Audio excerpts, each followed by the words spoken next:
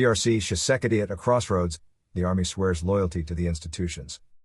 A very unstable African giant, the Democratic Republic of the Congo, is waiting for President Félix Tshisekedi to speak on the future of the coalition he is forming with the parliamentary majority loyal to his predecessor Joseph Kabila under the eyes of the security forces.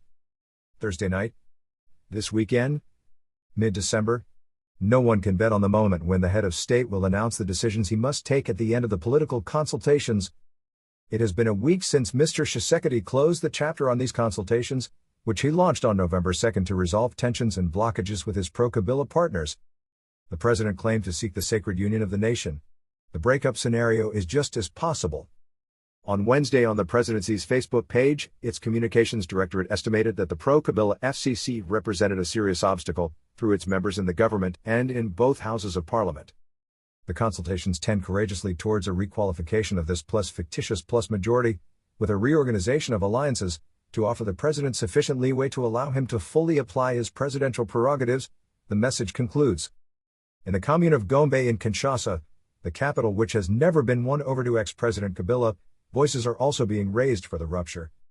We are waiting for the separation of the coalition. Everything is blocked, slips an official. We are waiting for the situation to be unblocked on all fronts and for the President of the Republic to be able to give the best of himself, especially to respect his government program, plus the people first plus, adds a lawyer. Dissolve the assembly. Request the resignation of the government. Looking for a new majority in the assembly. Nothing is easy for the head of state. He was certainly proclaimed the winner of the presidential election at the end of 2018, a result contested by the opponent Martin Fayulu. But he was invested after approving the secret coalition agreement that binds him to his predecessor. Tense situation. The friends of Mr. Kabila again claimed Monday a solid majority of 305 of the 500 deputies in the assembly. Nothing will be done legally without it or against it, warned FCC deputies. They denounced low-level maneuvers to try to change the parliamentary majority by debauchery and attempts to corrupt their elected officials. In the Senate, the FCC has more than 90 seats out of 109, including a mandate in the name of Joseph Kabila, Senator for Life.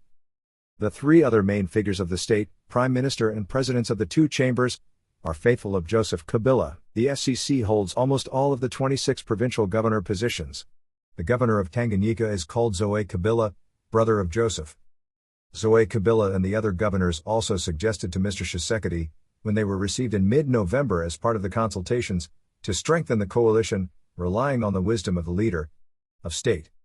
Silent on his intentions, President Tshisekedi received for 4 hours Tuesday evening the senior officers of the army and the police. No campaign of sedition will come to undermine our civic commitment and our determination to remain apolitical, and Republicans, declared in his presence the spokesman of the army, General Leon Richard Kasonga. Monday, it is the head of the Presidential Guard who ordered his troops, responsible for the close security of the head of state, not to plot against him. We are in an extremely tense situation, analyzes a diplomat. President Félix Tshisekedi absolutely wants to ensure that the loyalty of the army is acquired. Through these reminders, Tshisekedi is taking precautionary measures.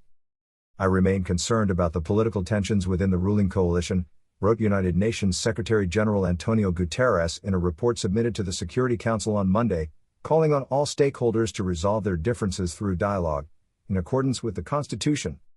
The international community hailed in January 2019 the first peaceful transition from one president to another in the history of the country, at the cost of this famous secret coalition agreement that a handful of people know in detail in the DRC.